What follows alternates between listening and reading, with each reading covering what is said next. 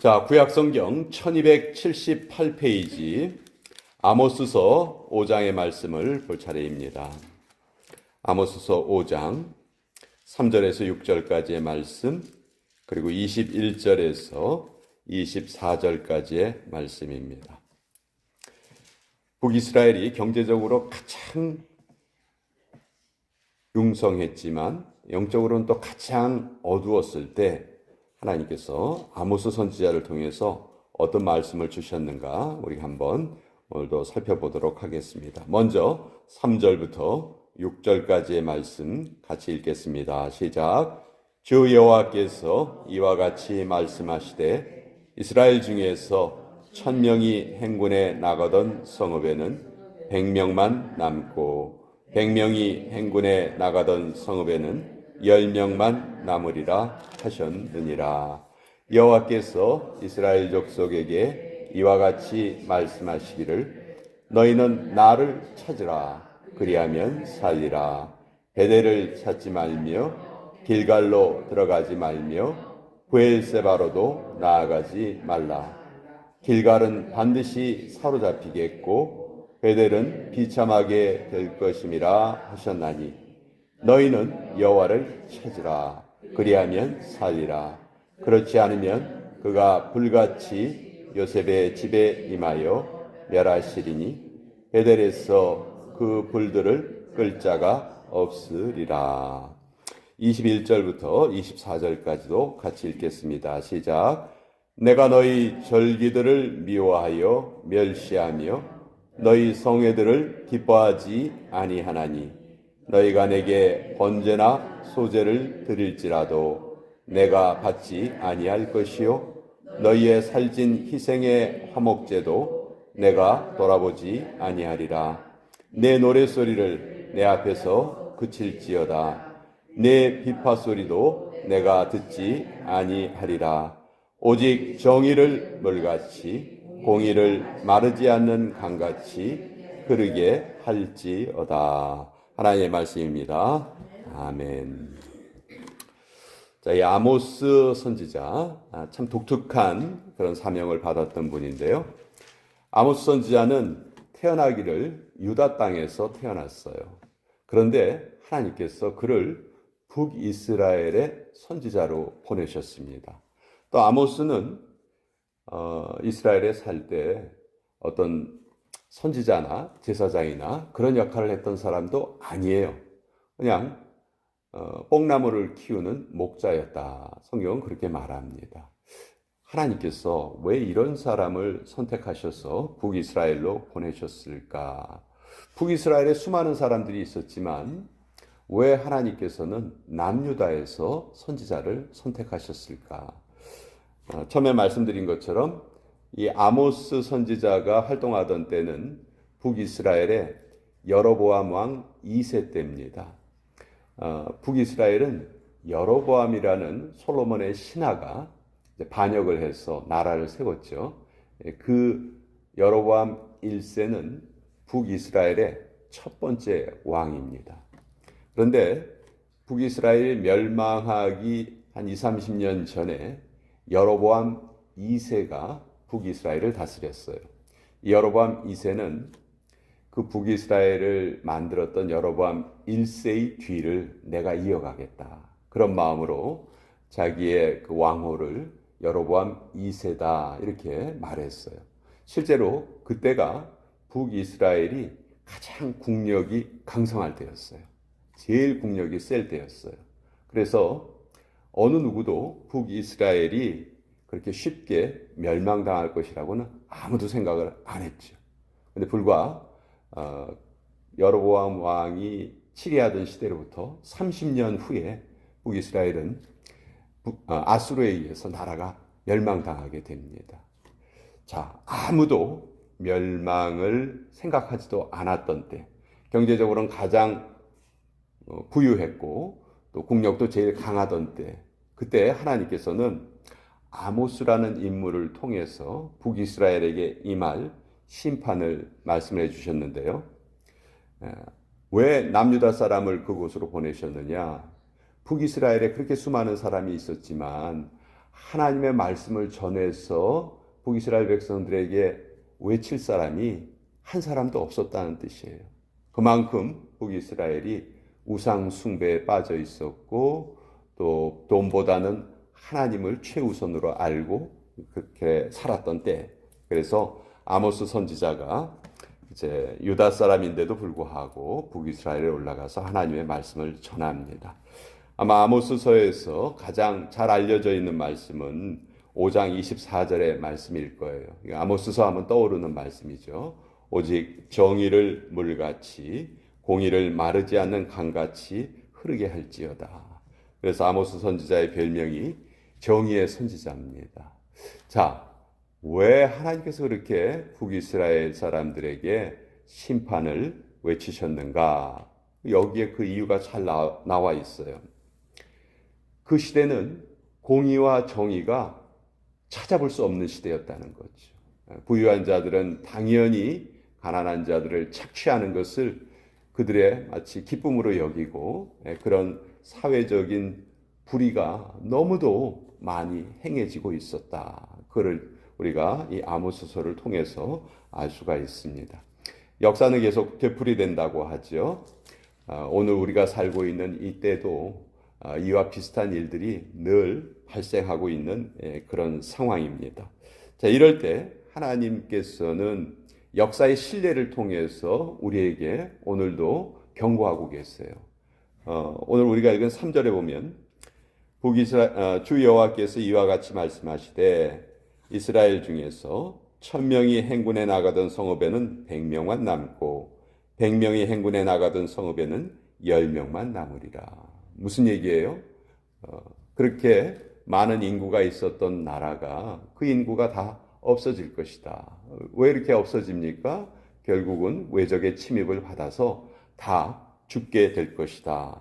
그러니 너희가 지금 돌이켜야 되겠다. 하나님께서는 북이스라엘에게 살 길도 마련을 해 주십니다. 4절에 나와 있어요. 여호와께서 이스라엘 족속에게 이와 같이 말씀하시기를 너희는 나를 찾으라 그리하면 살리라. 여기에 이스라엘 백성뿐만이 아니죠. 모든 사람이 살 길이 여기에 정확하게 계시가 되어 있습니다. 너희는 나를 찾으라 그리하면 살리라. 이거 주석이 필요하고 해석이 필요하고 그런 거 아니죠. 너무도 간단하고 분명하게 하나님께서 자신의 뜻을 우리에게 알려주십니다. 우리가 살 길은 하나님을 찾는 길 외에는 없다. 그런데 이스라엘 백성들은 무엇을 찾았냐면요. 5절에 보면 베델을 찾고 길갈로 들어갔고 부엘세바로 나아갔습니다.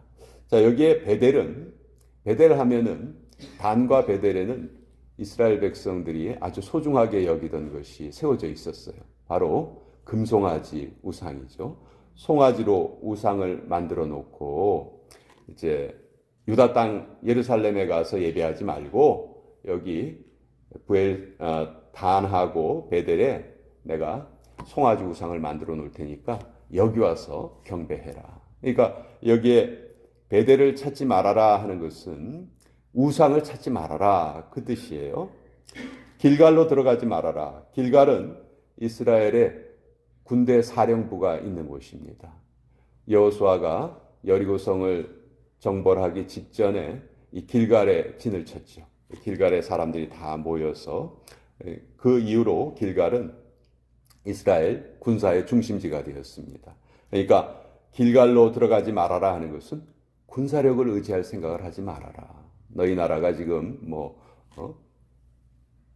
다른 나라보다 군사적으로 강하다. 그러니 우리는 아무 걱정이 없을 거야. 그건 말도 안 된다. 그런 생각하지 말아라. 또 부엘세바로도 나아가지 말아라. 부엘세바는 이스라엘의 가장 남쪽에 있는 도시죠. 그러니까 부엘세바만 넘어가면은 이제 다른 나라로 갈 수 있는 거예요. 국경이에요. 국경. 그러니까 북이스라엘이 지금 위태롭다 해서 다른 나라로 도망갈 생각도 하지 말아라. 그런 것들은 다 잘못된 생각이다. 6절에 다시 한번 하나님께서 반복해서 말씀하십니다. 너희는 여호와를 찾으라. 그리하면 살리라. 그렇지 않으면 그가 불같이 요셉의 집에 임하여 멸하시리니 베델에서 그 불들을 끌 자가 없으리라. 여기 요셉의 집이라고 말씀하신 것은 요셉의 두 아들이 있었죠. 므낫세와 에브라임이 있었는데 그 중에서 둘째 아들 에브라임이 더 강대하게 될 것이다. 하나님이 예언하셨고요. 또 그래서 그 예언대로 에브라임 지파가 아주 강성한 지파가 됐어요. 그래서 북이스라엘을 만들 때 가장 대표적으로 앞장섰던 지파가 바로 에브라임 지파입니다. 그래서 나머지 지파들보다 훨씬 강한 힘을 가지고 있었고요. 그래서 북이스라엘을 그냥 대명사처럼 부를 때 에브라임이라고 부르죠. 남유다는 또 유다 지파가 중심 지파가 되었기 때문에 유다라고 부르고. 그래서 여기 요셉의 집이라는 것은 그 에브라임의 집이라는 거예요. 즉 북이스라엘에 여호와를 찾지 않으면 하나님께서 북이스라엘을 징벌하실 것이다. 그렇게 말씀하고 있는 거예요. 근데 이 북이스라엘이 많은 종교적인 행사를 많이 가졌어요. 겉으로는 하나님을 잘 섬기는 것처럼 가장을 많이 했습니다. 그래서 절기도 지켰고요. 또 성회도 열었고요. 제사도 열심히 드렸어요. 그런데 하나님이 뭐라고 말씀하시냐면 우리가 오늘 두 번째 읽은 부분에 보면 내가 너희 절기들을 미워한다. 멸시한다. 성회들을 기뻐하지 않는다. 내가 번제나 소제를 드릴지라도 내가 받지 않을 것이다. 너희 살찐 희생의 화목제도 내가 돌보지 않겠다. 노랫소리를 내 앞에서 그쳐라. 너희가 아무리 아름다운 곡조로 나에게 찬양을 드린다 할지라도 내가 받지 않겠다. 그러니까 너희가 하는 모든 종교적인 행위가 겉으로는 그럴듯해 보이지만 내가 그것을 전혀 받지 않겠다. 그것을 내가 기뻐하지 않겠다. 왜? 왜냐하면 24절 오직 정의를 물같이 공의를 마르지 않는 강같이 흐르게 할지어다. 너희가 너희 나라에서 정의라고는 찾아볼 수가 없고 공의라고는 찾아볼 수가 없는 그런 나라를 너희가 이루고 있으면서 내 앞에서 아무리 겉으로 예배드린다 할지라도 내가 그것을 절대로 받지 않겠다. 이렇게 말씀하세요. 이사야서에도 보면 하나님께서 한탄하시면서 하시는 말씀이 누가 성전 문 좀 닫아줬으면 좋겠다. 성전에 와서 맨날 나를 예배한다고 예배하지만 성전 문밖만 나가면 그냥 자기들 살던 대로 살고 죄를 저지르고 살고 그래서 내가 더 이상 너희들이 드리는 예배를 받지 않았으면 좋겠다. 나 더 이상 받지 않겠다. 그러니 누가 좀 성전 문 좀 닫아라. 오늘날 말로 하면 누가 교회 문 좀 닫아라. 교회 와서 예배 드리는 거 가짜로 예배 드리는 거 내가 그것을 결코 기뻐하지 않는다. 이렇게 말씀하시는 것과 똑같겠지요. 그래서 이 아모스서의 말씀은 정말 하나님의 거친 감정이 너무도 잘 드러나 있어요. 21절에서 23절까지 보면 미워한다, 기뻐하지 않는다, 받지 않겠다, 돌보지 않겠다, 내가 듣지 않겠다. 하나님의 그 아픈 마음이 이런 거친 언어로 표현되고 있습니다. 결국 우리의 삶의 참된 경건은 사회적인 약자를 우리가 얼만큼 돌보는 마음을 가지고 있는가 거기에 달려 있는 것이죠. 야고보서에서도 참된 경건은 고아와 과부를 돌아보는 것이다 그렇게 말하고 있습니다. 아무리 우리가 하나님을 잘 믿는다 말해도 그런 사회적 약자에 대한 우리의 마음이 떠나 있다면 우리의 경건은 성경이 말하는 참된 경건이 아니다 하는 것이죠. 그리고 그렇게 참된 경건을 이루지 못할 때 하나님께서는 저들을 벌하시겠다 말씀하십니다.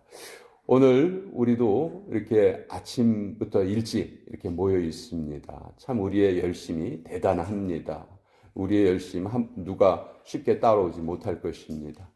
그러나 우리의 삶에 정말 약한 사람들을 돌보고 그들을 사랑하고 실제로 우리의 에너지를 조금이라도 덜어서 그들을 돕는 그런 모습이 나타나지 않는다면 하나님께서 이 아모스서에 하신 말씀이 우리에게도 그대로 적용될지도 모르겠다. 그런 두려운 마음을 또 가지게 됩니다. 그래서 오늘 이 말씀 우리가 함께 나누고 정말 하나님이 나 자신에게 주시는 그런 귀한 말씀으로 받고 또 우리의 삶에 또 새로운 개선이 일어나고 또 약자를 돌보는 우리의 마음이 더 강해졌으면 좋겠다. 저는 이렇게 생각을 합니다. 자, 오늘 이 말씀 같이 나누어 보았고요.